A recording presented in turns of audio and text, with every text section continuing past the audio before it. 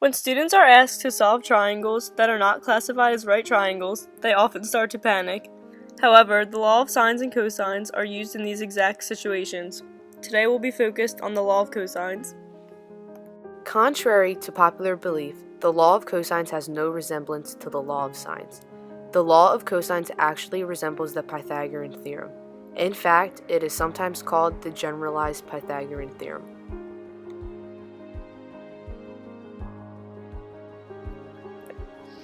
The most important aspect of the law of cosines is knowing which part of the triangle matches which letter on the formula. In the law of cosines and in a triangle, angles are always addressed with capital letters. On the other hand, side lengths are labeled with lowercase letters. When drawing a triangle, each capital letter must be placed across from the same lowercase letter. For example, if we draw a triangle and label each angle as follows,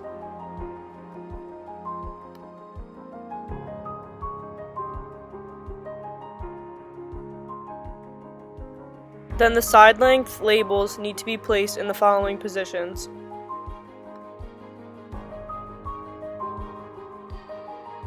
Now that we know what the law of cosines is, we can finally learn the equations and how to use them. Actually, there are 3 equations for the law of cosines in order to solve for the 3 sides of angles. The first equation solves for side A. A squared equals b squared plus c squared minus 2bc times the cosine of angle A. The other 2 equations solve for b and c respectively. B squared equals a squared plus c squared minus 2ac times the cosine of angle B, and c squared equals a squared plus b squared minus 2ab times the cosine of angle C.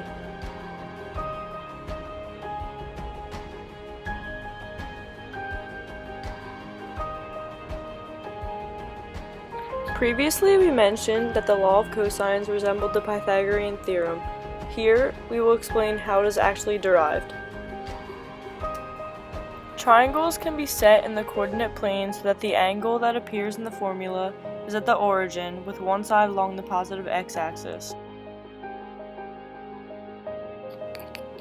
In each of these examples, point A is at the origin in standard position and C is along the positive x-axis. C is a point on the terminal side of angle A at distance B from the origin. These examples are pictured on your notes, and they will be used to find the x and y coordinates of point C. If angle A is right, the other side will be along the positive y-axis. If angle A is acute, the other side will be in quadrant 1, and if angle A is obtuse, the other side will be in quadrant 2. By definition, we can find the trigonometric functions of cosine and sine from angle A. The cosine of A is equal to x over b, and the sine of A is equal to y over b.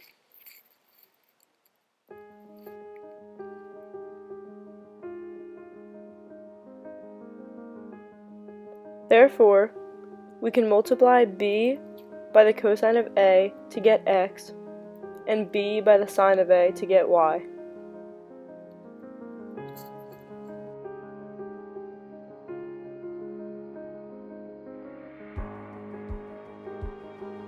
Now, by using the distance formula, which is defined as d equals the square root of x2 minus x1 squared plus y2 minus y1 squared, we can set A equal to the distance and use the x and y coordinates that we just solved for. Our distance formula equation using A should read A equals the square root of x minus c squared plus y minus 0 squared. The next step in this process is to simplify our distance formula equation to a squared equals x minus c squared plus y squared. By plugging in our x and y coordinates, our equation will turn into the following: b times the cosine of a minus c squared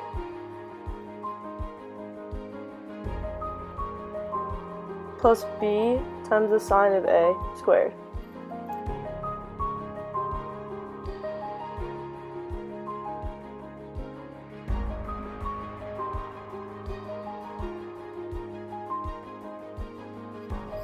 Squaring each term will turn the equation into the following shown on the video.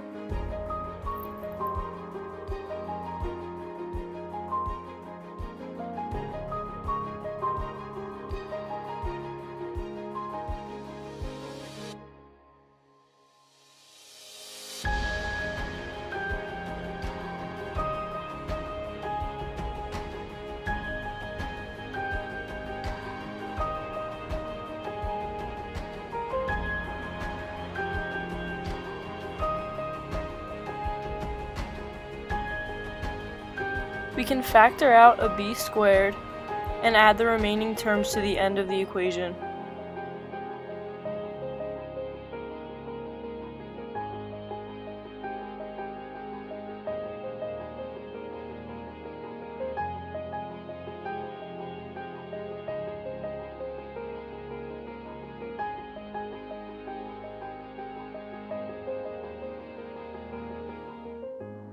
The cosine squared of angle A and the sine squared of angle A will simplify to 1, leaving you with the equation of the law of cosines, b squared plus c squared minus 2bc times the cosine of angle A.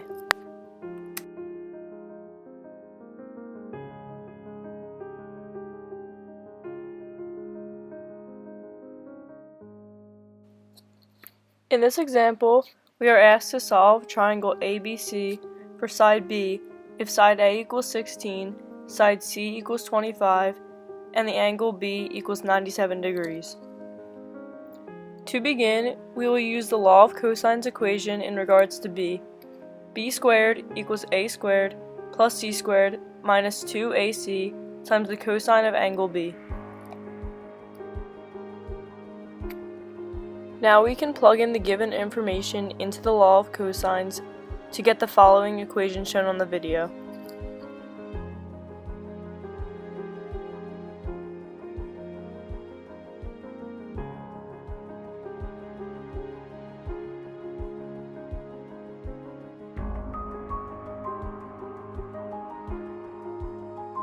By squaring and multiplying the given information, we will reach the following equation. B squared equals 881 minus 800 times the cosine of 97 degrees.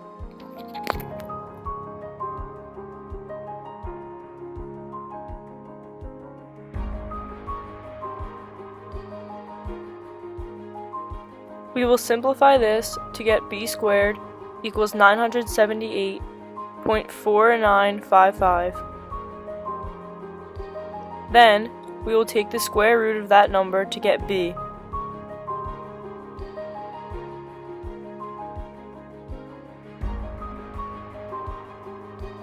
Here, b is equal to approximately 31.3.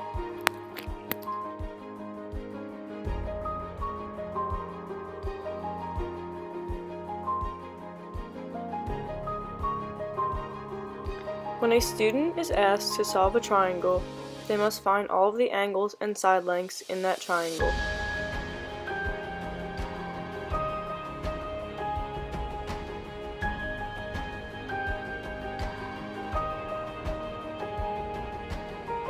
The law of cosines can be used to solve triangles with SAS, or side-angle-side theorem, or the SSS, side-side-side theorem.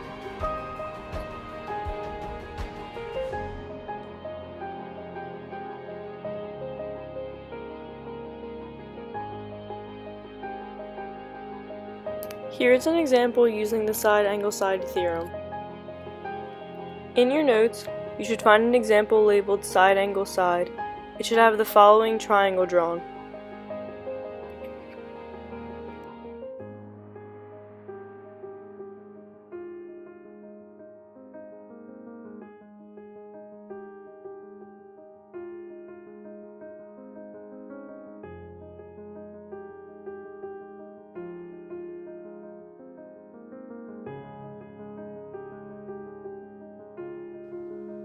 To start, we will find the length of side C using the law of cosines in respects to C. The equation we will use is c squared equals a squared plus b squared minus 2ab times the cosine of angle C.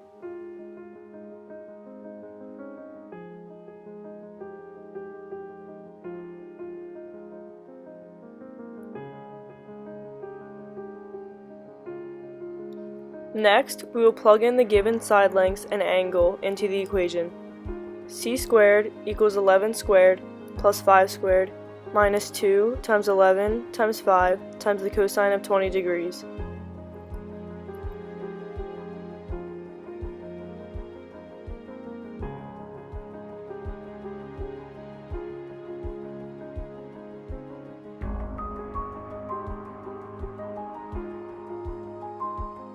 By plugging these values in, we should get c squared is equal to 42.63.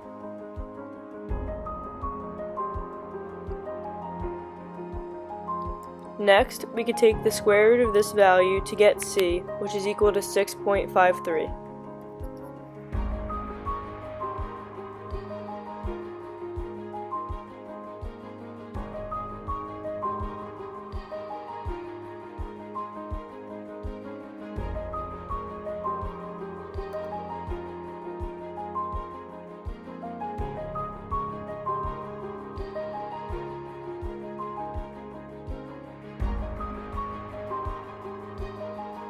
After that, we will use the law of cosines again to find one of the unknown angles. Right now, we will find the unknown angle A using a squared equals b squared plus c squared minus 2bc times the cosine of angle A. Next, we can use the given angles and side lengths, as well as the side length we found for side C, and plug them into this equation.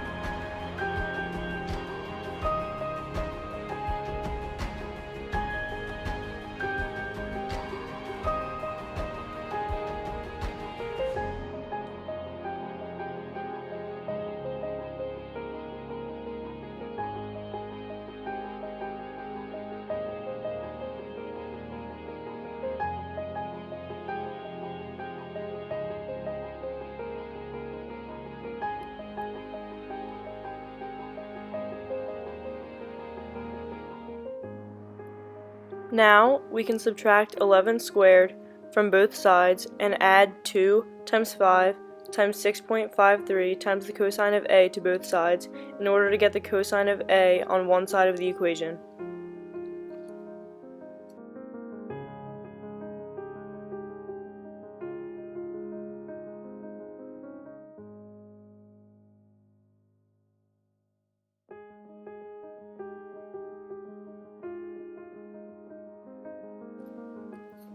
The equation will be rewritten as 2 times 5 times 6.53 times the cosine of A equals 5 squared plus 6.53 squared minus 11 squared.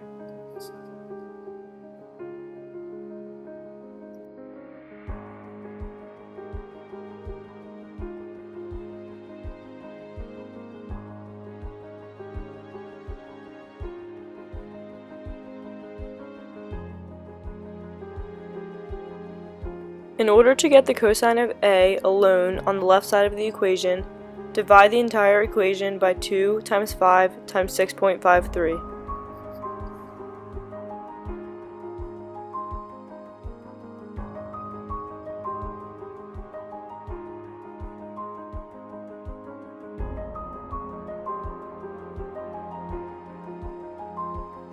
The equation will be rewritten as the following.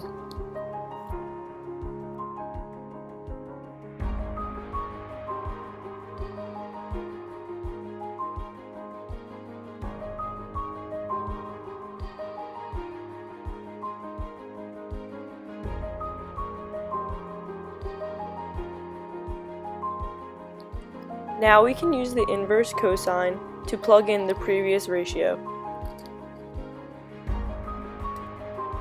If you ever find a problem referring to the second cosine or the second sine or the second tangent, what they mean is to take the inverse cosine, sine, or tangent.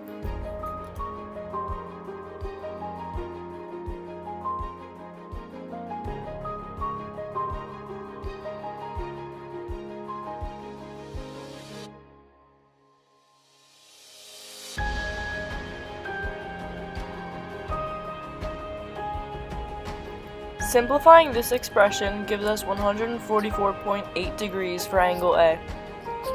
In order to find angle B, we'll subtract the previous angles from 180. 180 minus 144.8 minus 20 degrees. B is equal to approximately 15.2 degrees.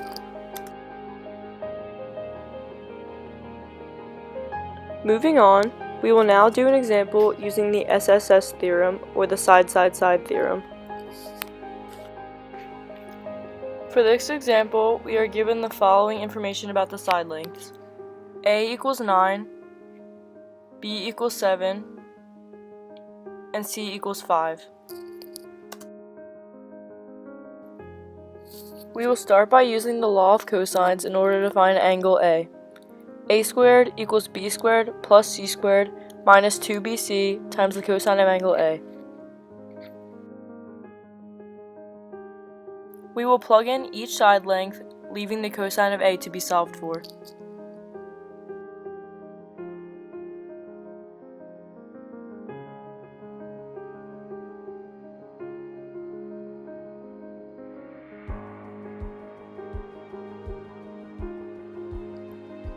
On the left side of the equation, we have 70 times the cosine of A, because 2 times 7 times 5 equals 70.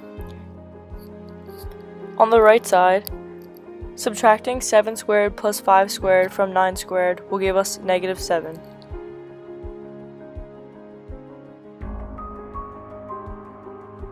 To get A, we will take the second cosine of negative 0.1 because negative 7 divided by 70 is negative 0.1. A is equal to approximately 95.74 degrees.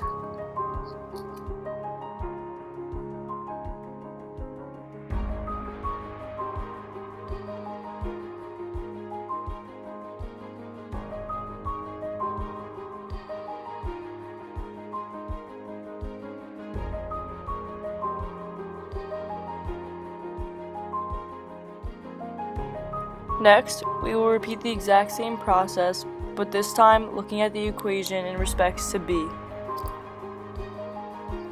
Follow this process for the example on your note sheet.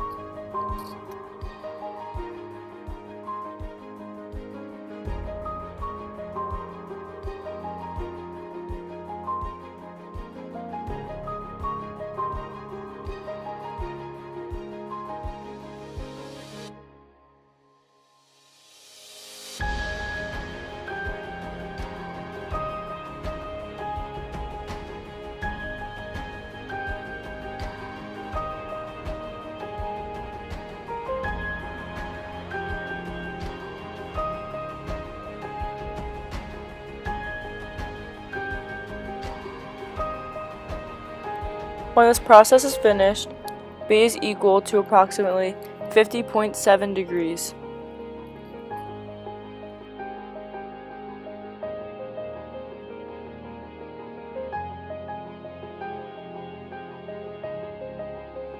Angle C can be found by subtracting the angles that we found from 180 degrees.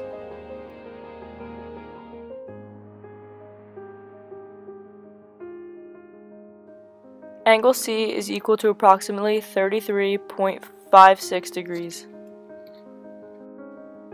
Now, follow along to complete example 2 in your notes.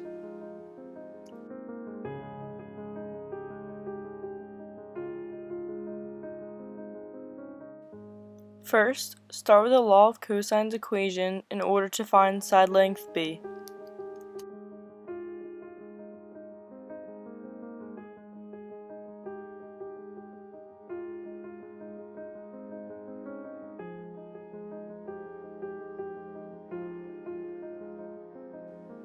Plug in the given information like the previous examples.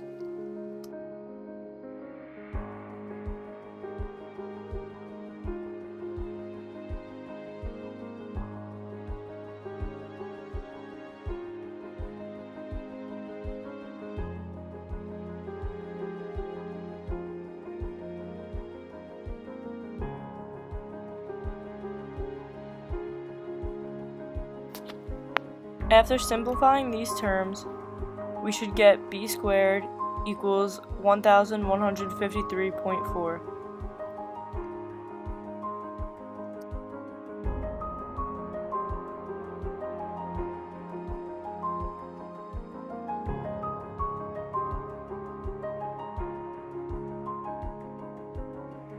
Taking the square root of b squared will equal approximately 33.9.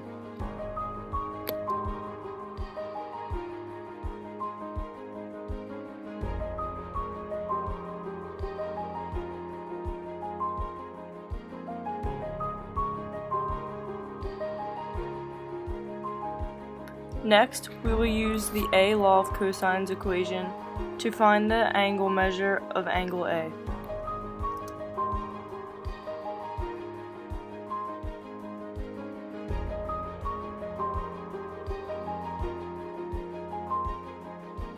Plug in the given information to later be simplified in order to find the angle.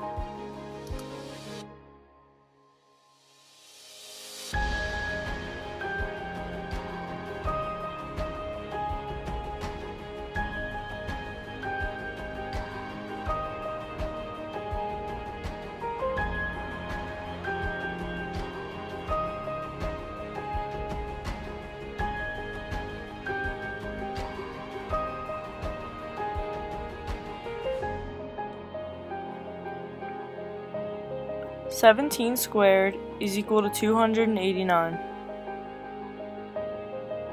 On the right side of the equation, this will equal 2049.21 minus 2034 times the cosine of angle A.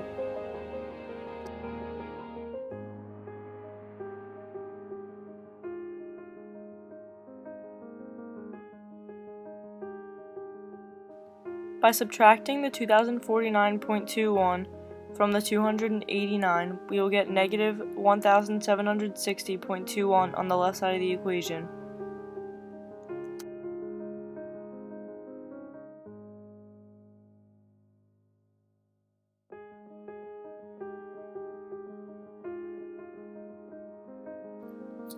The cosine of angle A will be equal to a ratio of the two numbers, which we can later put into the second cosine function.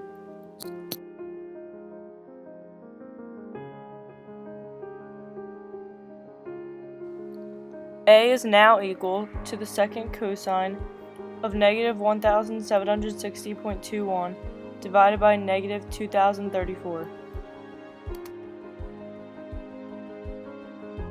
Finally, A is equal to approximately 30.1 degrees.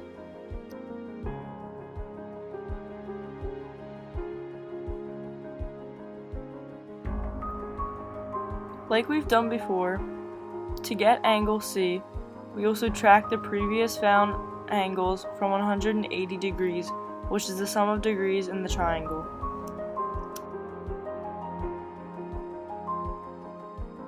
C is equal to approximately 61.9 degrees.